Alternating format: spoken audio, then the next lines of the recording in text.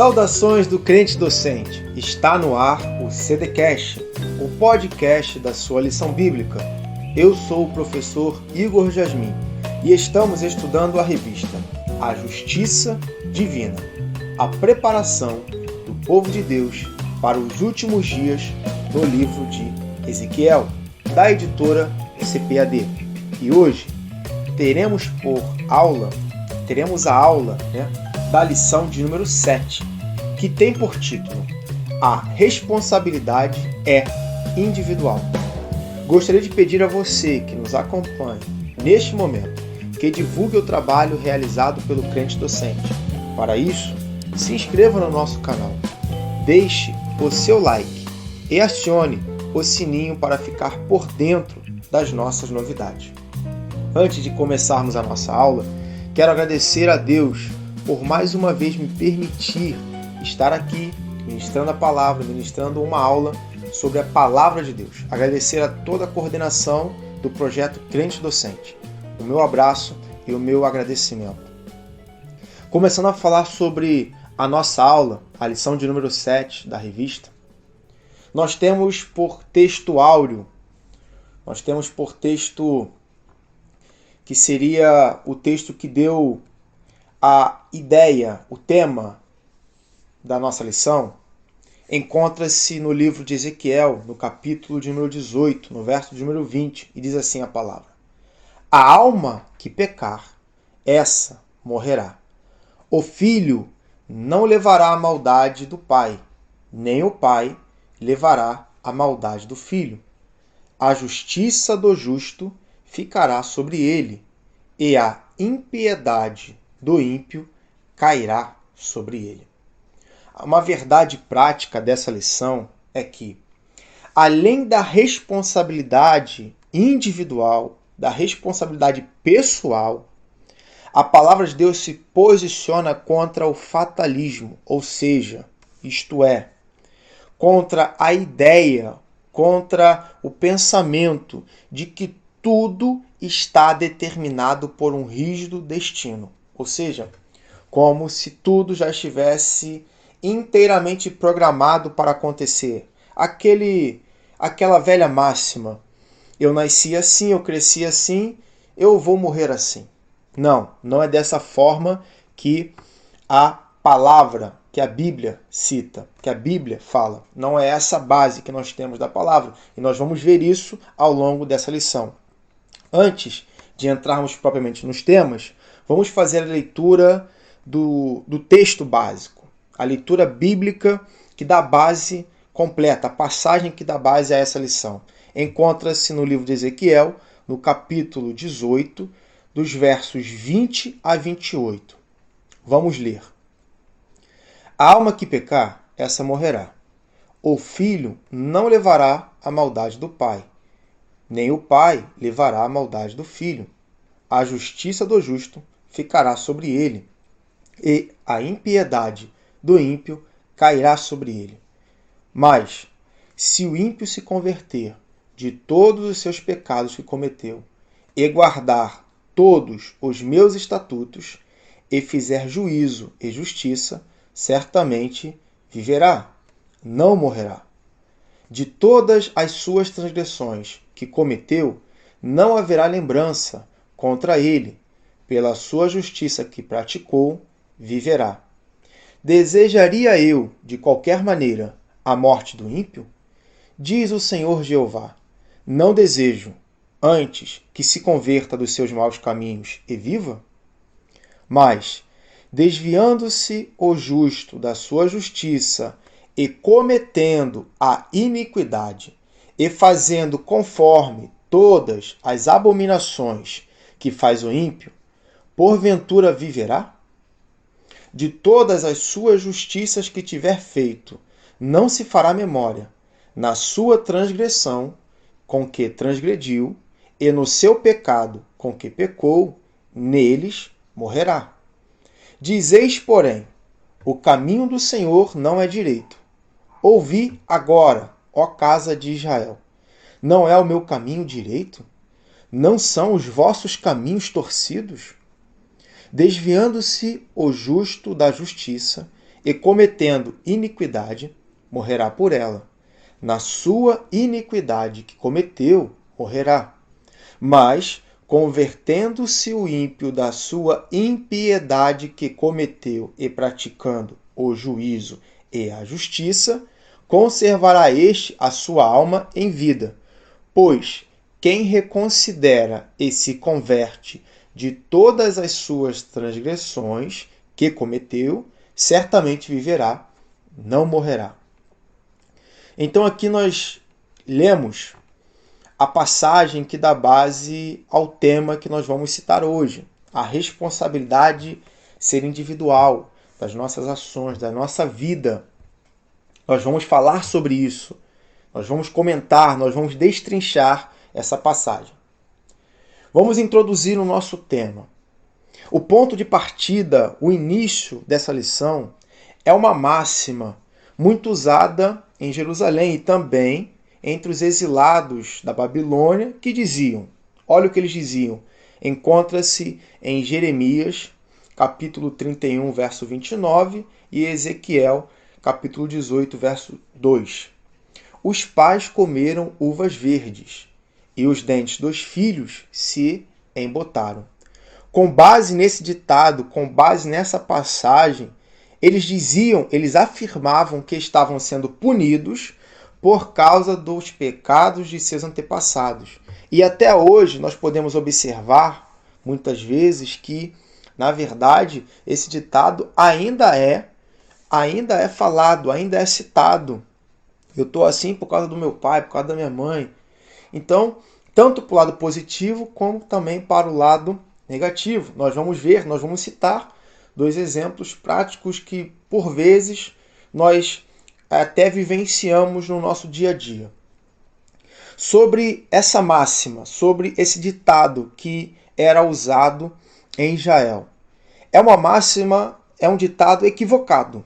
O ditado popular, os pais comeram uvas verdes e os dentes dos filhos se embotaram, se baseava, se alicerçava, estava fundamentado numa interpretação equivocada sobre o terceiro mandamento do Decálogo, presente em Êxodo capítulo 20, no verso 5, e repetido no livro de Deuteronômio, capítulo 5, no verso de número 9.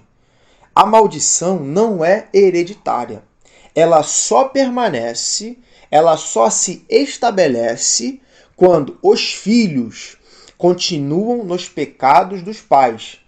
Veja a expressão, daqueles que me aborrecem. É um princípio divino estabelecido desde a lei de Moisés, presente em Deuteronômio, capítulo 24, no verso de número 16. Deuteronômio 24, 16. Isso é lembrado na história de Israel.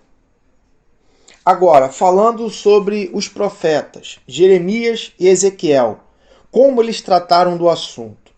A palavra profética em Jeremias é escatológica, ou seja, que cuida dos assuntos dos tempos do fim, ou do final dos tempos. A sessão de Jeremias, A sessão de Jeremias, do 30 ao 33, é o livro da consolação, que não foi editado separadamente como o livro de Lamentações, que nós conhecemos, mas na verdade é Lamentações de Jeremias. Essa parte da profecia anuncia a restauração de Israel e de Judá. Além disso, ela contempla o futuro glorioso da nação unificada. Esse oráculo, essa profecia, foi vaticinada e está, neste contexto, como nos revela também a profecia no livro de Jeremias, no capítulo 31, dos versos 29 e 30. É nesse contexto escatológico que nunca mais será pronunciado em Israel tal provérbio. Mas a proibição anunciada por Jeremias é imediata, como a proibição anunciada por Ezequiel, é imediata. no livro de Ezequiel, capítulo 18, versos 2 e 3. Agora, a questão em nosso tempo, como esse ditado, como esse problema permanece em nosso tempo. Essa doutrina, esse ensino, essa forma de pensar, essa forma de tratar uma ideologia das uvas verdes e dentes embotados predominou, ou seja, de certa forma estava estabelecida no imaginário popular de Israel, como nós vimos, já citamos até mesmo alguns textos da Bíblia. Veio a ser parte do cardápio doutrinário, ou seja, veio a ser parte do plano de ensino, veio a ser parte da ementa de ensino de um movimento infiltrado em algumas igrejas, conhecido como batalha espiritual. Essa parte do ensino, essa temática, é conhecida como extravagante doutrina da maldição hereditária.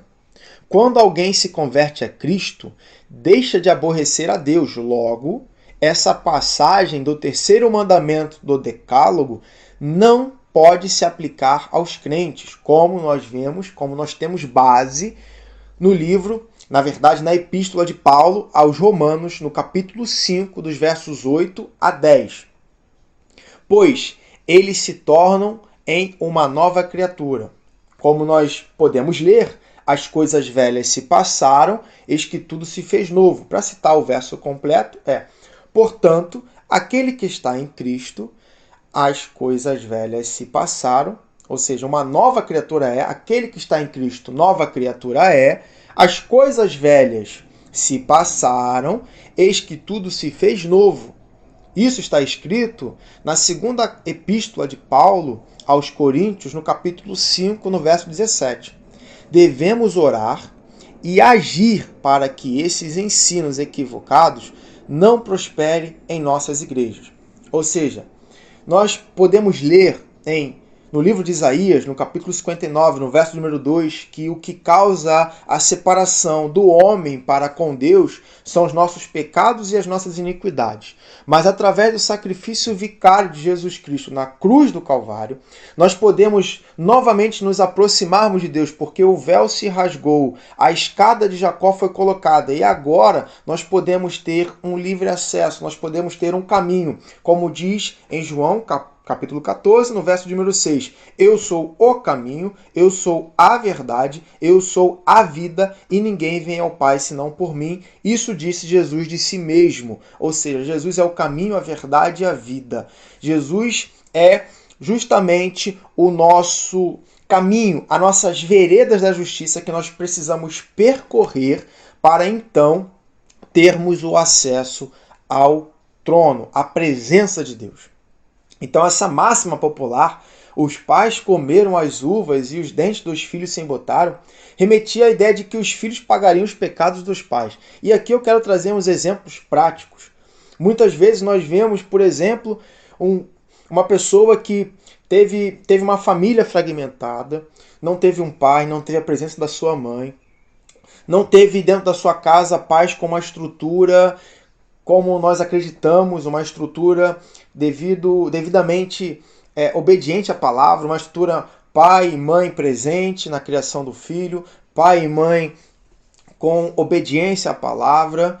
Então, por vezes, existem vários distúrbios, várias, como nós podemos dizer, várias dificuldades de se ter uma família devido a várias questões econômicas, sociais, culturais, enfim. E nós enxergamos que uma pessoa rompe com esse ciclo. Por exemplo, minha mãe e meu pai se separaram, meus avós se separaram, meus tataravós se separaram, meus bisavós se separaram, meus tios se separaram, minhas primas, meus vizinhos se separaram. E aí vem uma pessoa e rompe com isso, tá? Tem um casamento, não passa pelo divórcio, tem um casamento ao longo de muitos anos consolidado, firmado e fundamentado pela palavra de Deus, tendo uma família abençoada, filhos e filhas abençoados. Então isso é uma quebra do paradigma, isso é uma quebra do ciclo. Ou seja, essa pessoa ela não precisa necessariamente ter o mesmo fim ou viver a mesma vida que os seus pais, que os seus vizinhos, que as pessoas que estavam ao seu redor viveram anteriormente ou estão vivendo atualmente. Essa pessoa pode romper o ciclo, pode quebrar paradigma e pode viver uma nova vida em Cristo e ser abençoado.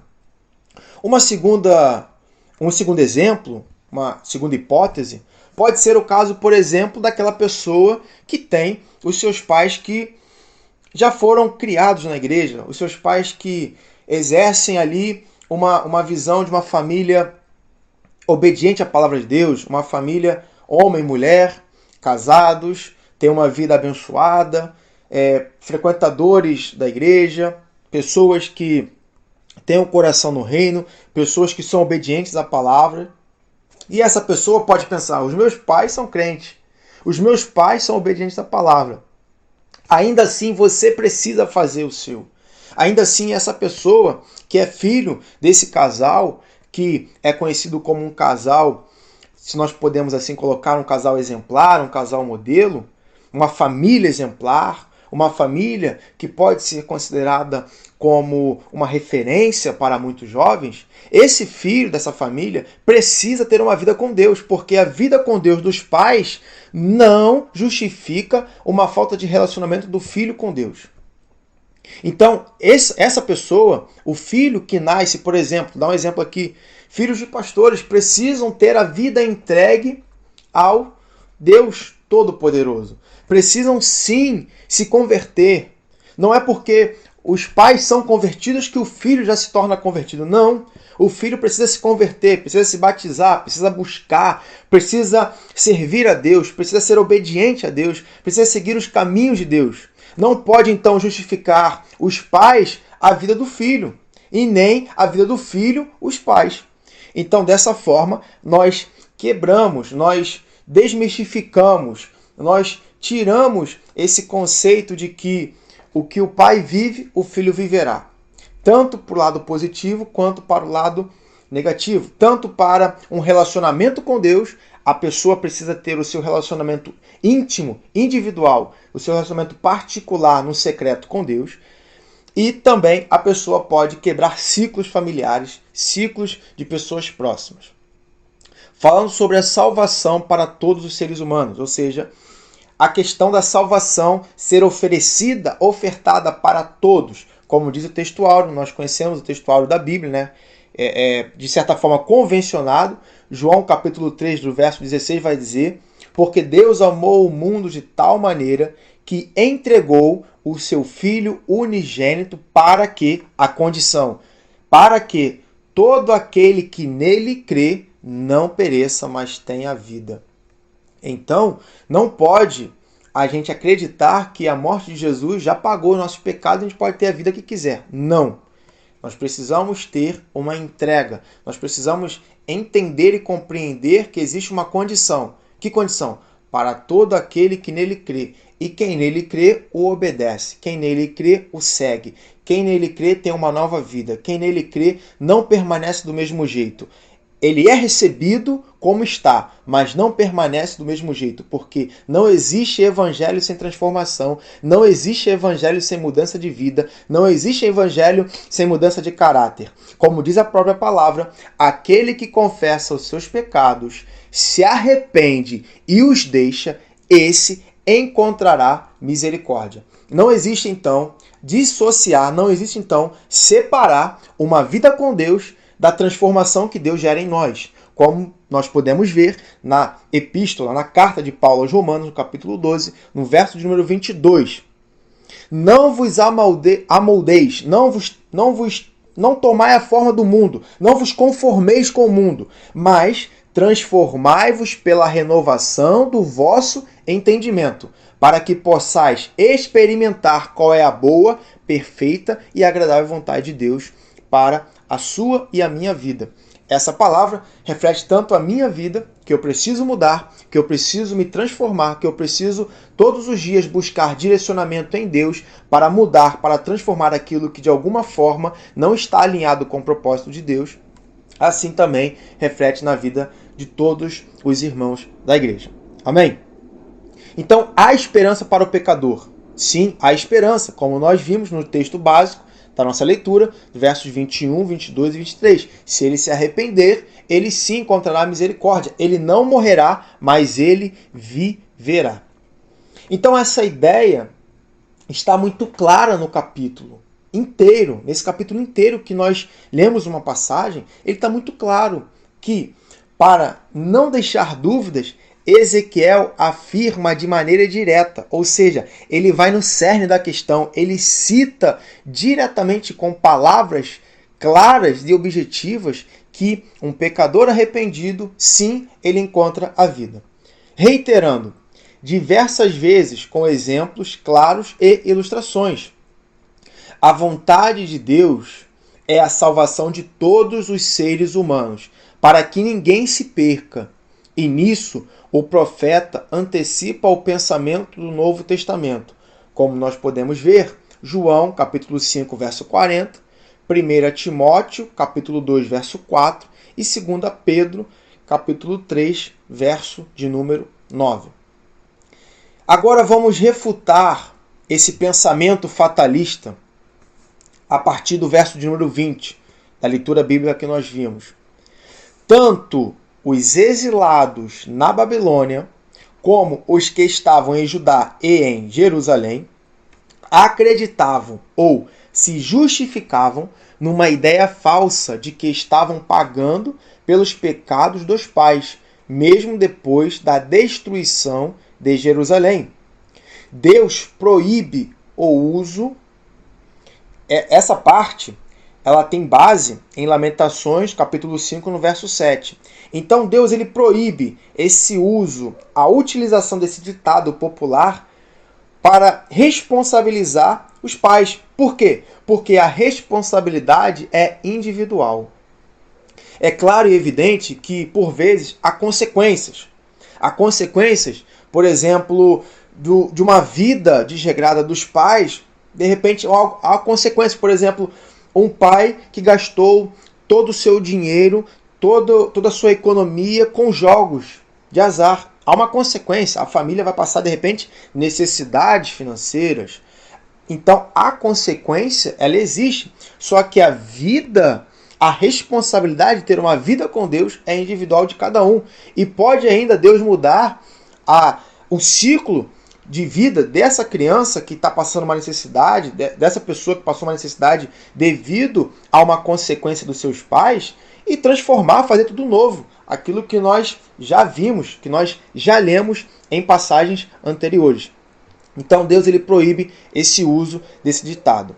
O profeta Ezequiel fecha a porta fatalista do imaginário popular, do povo de Judá e dos exilados da Babilônia. Ele torna claro o pensamento bíblico da responsabilidade individual de maneira textual e direta, no verso de número 20. A palavra alma, nesse contexto, significa a própria pessoa, ou seja, alma significa o ser tricotômico, corpo, alma e espírito. Então, a pessoa, sim, a palavra alma, nesse caso, representa a pessoa. Cada um é responsável, dará conta de si, das suas ações, das suas escolhas e da vida, do estilo de vida que decidiu viver. Agora vamos ver duas situações. A primeira, o profeta ele explica com clareza os oráculos, as profecias, os vaticínios divinos sobre a relação de Deus com os seres humanos. Se o pecador abandona a sua vida cheia de pecados, todo tipo de maldade, iniquidade, e se volta para Deus, tal pessoa é perdoada e, se fizer juízo e justiça, certamente viverá, não morrerá. É justamente isso. Agora, trazendo um exemplo mais prático. Uma pessoa que teve uma vida desregrada, uma pessoa que andava afastada dos caminhos do Senhor, afastada das veredas da justiça, que não reconhecia Deus como seu único e suficiente Salvador. Essa pessoa, em um dado momento, entrega a sua vida a Deus, entrega a sua vida para Cristo, sim, se fizer juízo e justiça, ou seja, se aceitar a Deus e começaram a ter uma nova vida com Cristo, uma nova vida sendo guiada pelo Espírito Santo, sim, essa pessoa certamente viverá, ela não morrerá. Amém?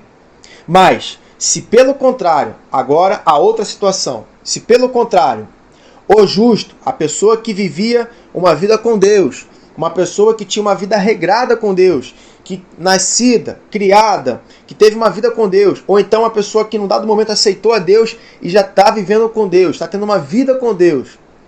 Se essa pessoa ela se desvia da justiça, ou seja, ela se desviar da justiça significa se afastar dos caminhos de Deus, se ela nega o sacrifício de Jesus, se ela nega o batismo pelo qual ela passou, o batismo nas águas, se ela de repente deixa de lado, se afasta da comunhão com os santos, se afasta de uma vida de santidade, de uma vida de procurar obedecer a Deus. Então, se essa pessoa considerada justa se desviar de sua justiça e cometer injustiça e iniquidade, ou seja, cometer pecados conforme todas as abominações que faz o ímpio, de todas as suas justiças que tiver feito não se fará memória. Na sua transgressão com que transgrediu, e no seu pecado com que pecou, neles morrerá. É possível sim o salvo perder a sua salvação temporariamente ou definitivamente. De que forma?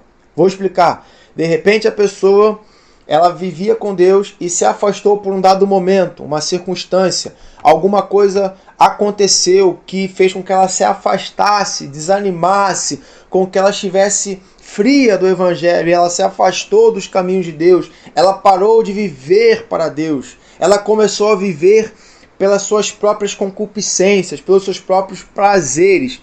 Essa pessoa, ela está tendo uma vida afastada de Deus.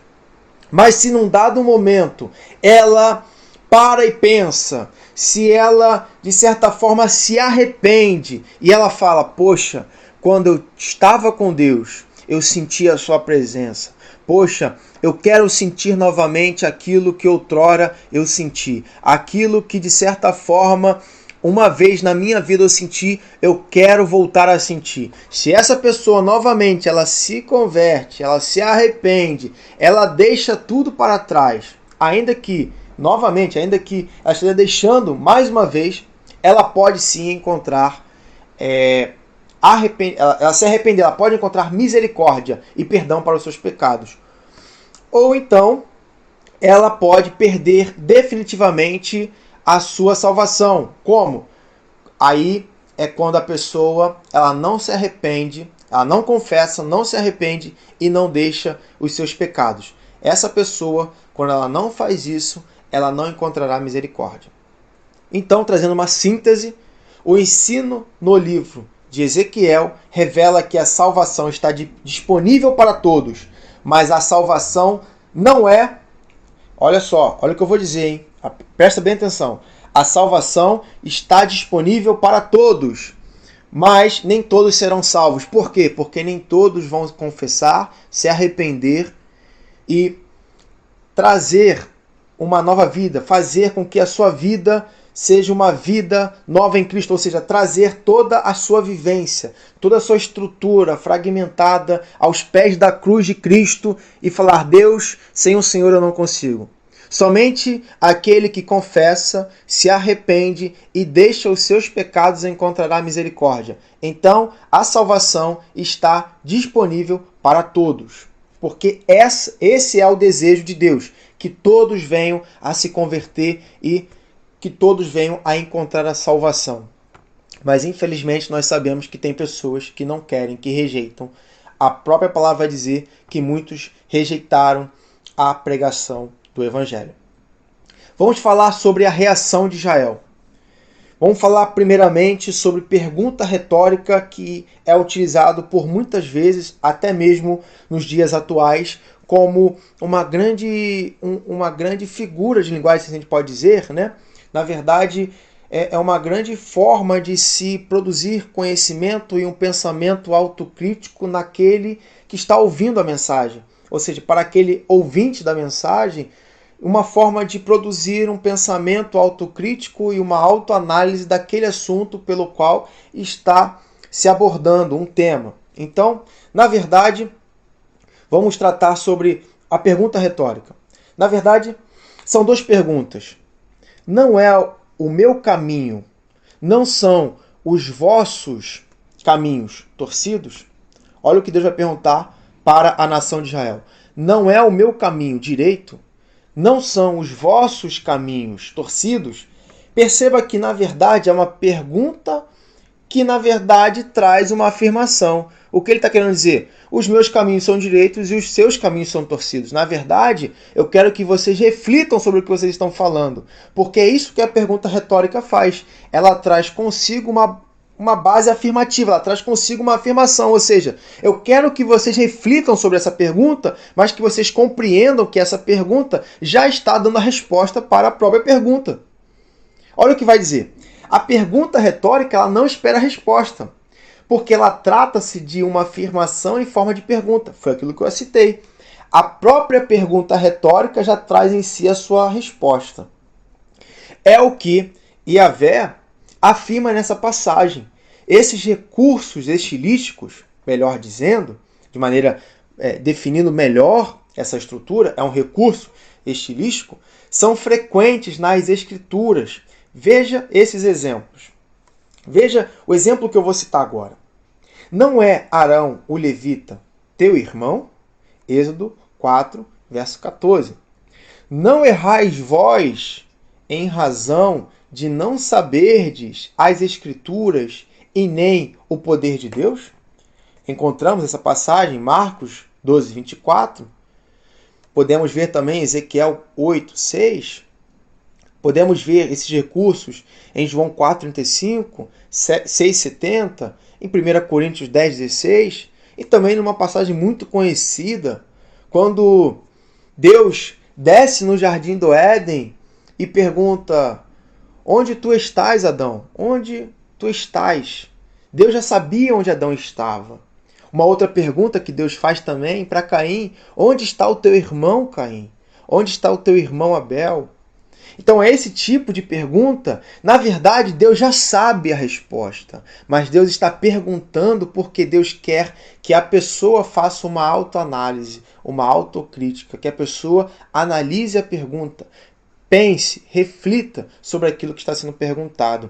De certa forma, é um recurso estilístico muito utilizado para replicar conhecimento, para trazer uma análise crítica sobre o tema. Depois de explicar essa verdade e apresentar os fatos, vem a conclusão. Os caminhos do Senhor são corretos e os do povo torcidos. Ou seja, só está, de certa forma, explicando aquilo que já estava de maneira explícita, clara na pergunta do próprio Senhor, do próprio Yahvé. Sobre a justiça, Ezequiel deixa claro, mais que o sol do meio-dia, ou seja, deixa sem sombra de dúvida, sem nenhum tipo de penumbra, sem nenhum tipo de alguma parte que esteja sombria. Não, porque o sol do meio-dia, conhecido também como sol a pino, ele é conhecido como um sol que não gera muitas sombras. Então a ideia dessa estrutura é não deixar nenhum ponto obscurecido, não deixar nenhuma sombra de dúvida. Que a lei da responsabilidade divina, ou seja, a lei da responsabilidade de ter uma vida com Deus, de ter uma vida fundamentada, alicerçada na palavra, de ter uma vida justa, ela é individual. Então essa responsabilidade individual é justa e está de acordo com os atributos divinos. Esse atributo é manifesto no castigo do pecador e na premiação do justo, o qual recompensará cada um segundo as suas obras, como nós podemos ver em Romanos, capítulo 2, no verso 6. Esse atributo se harmoniza com a santidade de Deus. A Bíblia declara, com todas as letras, que somente Deus é justo, considerando justiça como atributo no sentido absoluto de perfeição. Deus é um justo juiz, como nós podemos ver em Salmo capítulo 7, no verso de número 11. Salmos 7, verso 11. Vamos falar sobre o arrependimento. Deus ele é justo e é misericordioso. A retribuição ao pecador, quanto mais veemente, vem depois de muitos anos de apelo, ou seja, Deus ele não deseja ver a destruição, ele não deseja ver sendo lançado no inferno o pecador. Deus ele oferece oportunidades. Ele tem que oferecer, na verdade Deus ele é amor e ele oferece oportunidade para que o pecador venha se converter dos seus maus caminhos. Mas se esse pecador ele não se converter, a justiça de Deus ela é manifesta. Então a retribuição ao pecador, quanto mais veemente, vem depois de muitos anos de apelo ao arrependimento sem resposta do povo. Isso aconteceu com Israel. Deus ele apelava, se arrependam dos seus maus caminhos, se convertam seus corações à minha voz, à minha autoridade. A resposta dada aos críticos deixa claro também que, mesmo o ímpio na sua impiedade, deixando o pecado e voltando a praticar a justiça, tem o perdão. Todos, sem exceção, precisam de arrependimento e buscar o perdão de Deus, e não acusar o próprio Deus. Não é murmurar contra Deus, é se arrepender, é se prostrar, é dobrar os joelhos diante da presença de Deus e buscar em Deus o perdão, buscar em Deus a sua misericórdia. Essa história se repete em nossos dias, porque é tendência de certas pessoas culparem o próprio Deus pelas suas mazelas, pelas dificuldades, por aquilo que está vivendo de ruim. Nós devemos levar a palavra de Deus a essas pessoas. Nós devemos levar a verdade do Evangelho para essas pessoas. Pois nenhuma felicidade pode ser plena sem Jesus. Nenhuma felicidade pode ser plena sem o autor e consumador da nossa fé. Sem aquele que comprou a nossa vida. Sem aquele que é o responsável pela transposição do reino das trevas para o reino do Filho do seu amor. Deus estava falando, Jesus ele é o responsável pela compra da vida de vocês, pela compra da vida eterna, para que vocês tenham acesso completo, pleno a mim, um acesso eterno à minha vida, na verdade, a morada que está sendo preparada para vocês. Jesus ele oferece, Jesus ele está oportunizando isso a todos que nele creem. Fazendo uma síntese, a acusação dos exilados em Babilônia, na Babilônia contra Yahvé, seu Deus, de injustiça, se reverte contra eles mesmos. Ou seja, a nossa murmuração, falar contra Deus, na verdade, só vai recair sobre nós muitas coisas ruins, que na verdade é uma quebra de autoridade. Deus, ele é a autoridade suprema e nós não podemos nos rebelar, nós não podemos dizer algo contra Deus, nós não podemos murmurar contra Deus. Então, concluindo, depois de refutar o imaginário popular de que Deus estivesse sendo injusto pelo castigo do povo, o profeta chama os seus leitores para uma reflexão.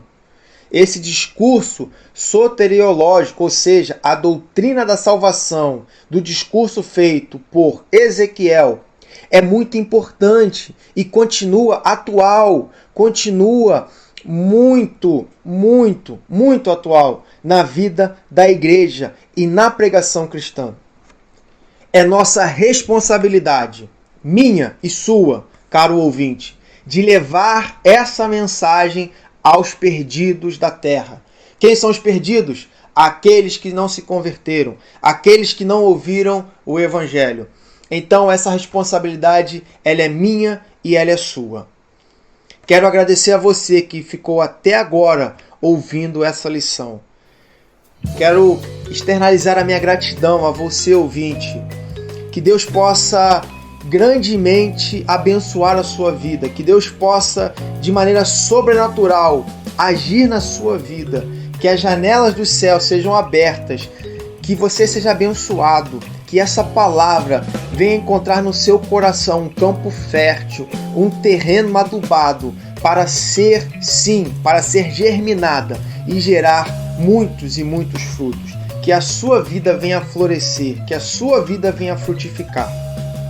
Antes de encerrarmos, quero convidar a você a seguir o perfil do Crente Docente no Instagram, @crentedocente. O perfil no Instagram é @crentedocente. No Facebook, pelo endereço facebook.com/crentedocente. Ative as notificações no canal do Crente Docente no YouTube. Que Deus o abençoe, que Deus o guarde, que Deus esteja sobre a sua vida. Em nome de Jesus. Amém e graças a Deus.